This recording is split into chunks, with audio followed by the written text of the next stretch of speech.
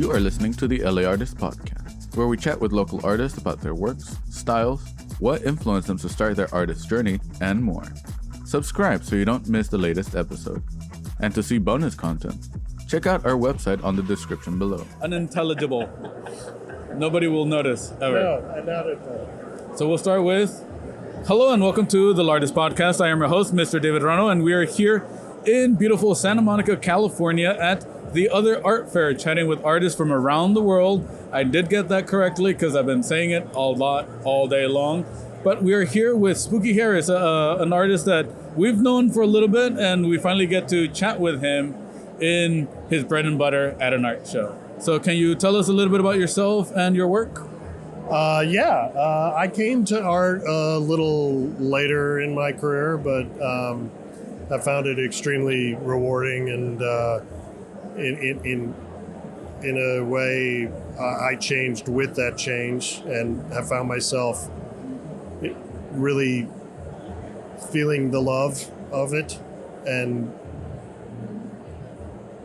I work bright colors and black and white and love words, and I'm doing a really terrible job of discussing who I am. Who am I? I don't know who the fuck I am. Can you tell me who I am, please? That's a good fundamentals. You are an amazing artist, if you couldn't tell.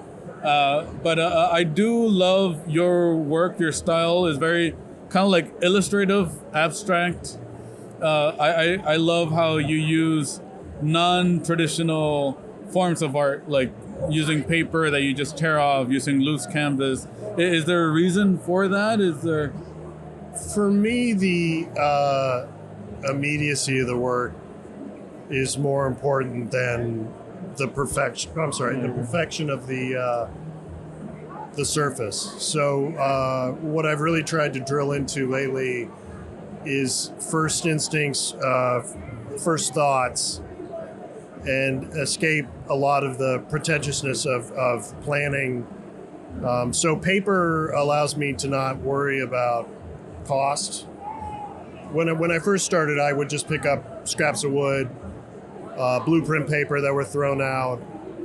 It allowed me to experiment and go places that if you buy canvas, you're like, oh my God, this has to be great because I just spent $40 on the canvas, $50 on the paint.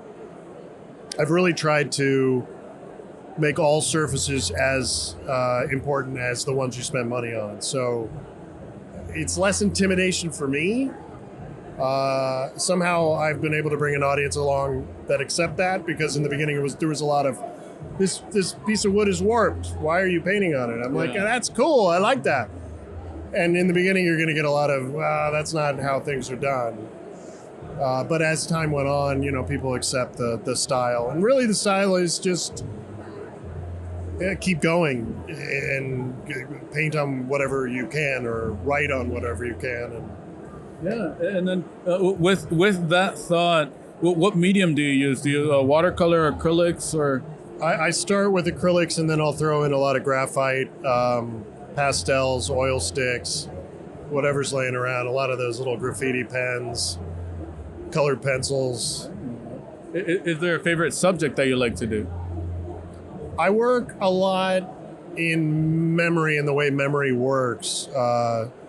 In a lot of my pieces, you'll see things that are bigger that shouldn't be bigger, but the way that memory works in our head is a thought comes in the front of our head and the other thoughts drift off to the back.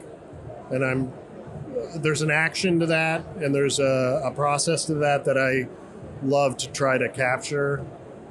And I've also been trying to,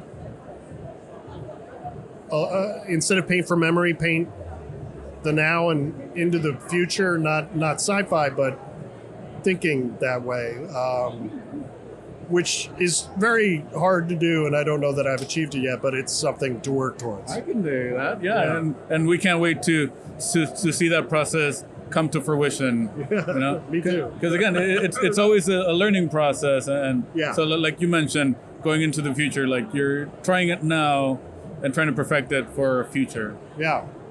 Well, and we get so hung up on the past and our memories, and it's very hard for us to let things go. and the way we process those. That's what I really try to dig in on, is like everything from a distance can become very beautiful. Tragedies, great things, terrible things.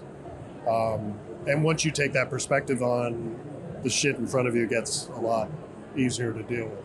I can dig that. I can dig that for sure. And then speaking of dealing with, good segue, we'll do a quick little questions and answers. Great. Very simple. You got 5 questions. You have to do it in 5 seconds. Okay. And we will time it. Not really. First question, pen or pencil? Pen. Favorite movie? Ghostbusters. The original. Ooh. Favorite song? Ooh. Oh, 5 seconds. Wild World by Cat Stevens. I can dig that. Favorite vegetable? Broccoli? You're the second person that says broccoli. But I kind of questioned it. Yeah, I know, right? I like potatoes or onions. Yeah, well, potato. Yeah, okay. Most used color? Blue. Blue? I can dig that. Not your favorite, just the most used. I just end up going back to blue. I can dig that. I like using pink right now. Yeah, but we do see the blues and the Yeah, different the blue blues, always shows up. especially for the signature. Very important. Yes. Oh, yeah. And my signature's blue. Yes. Yeah. But again, thank you for chatting with us. Thank you, hopefully man. it wasn't too intimidating, and we didn't do a lot of tongue twisting. So No, we did all right. we did all right. I think so. We Yeah. give each other an A, right? An A, Yeah. Maybe Can you? A And then, minus. Yeah. You got an A. I got like a B plus. You brought me up. all right. We'll I grade can on the dig- curve. Yes, I can do that. We'll average out. Can you tell us where we can see more of your work? Website, Instagram.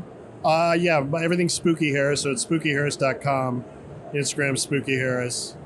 I'm gonna go. I'm in Brooklyn at this particular art fair next month, and then there's other things going on. I can do that. I can do that. I'm running as fast as I can. Yes, which is Yeah. good. It's Yeah. always good. Keep busy. And then, so we'll put all that information in the description below. Again, it was a pleasure to chat My with pleasure you. to see you again. And then we'll go on and chat with another person. Yeah. Sweet. Thanks, man. Yeah. Appreciate it.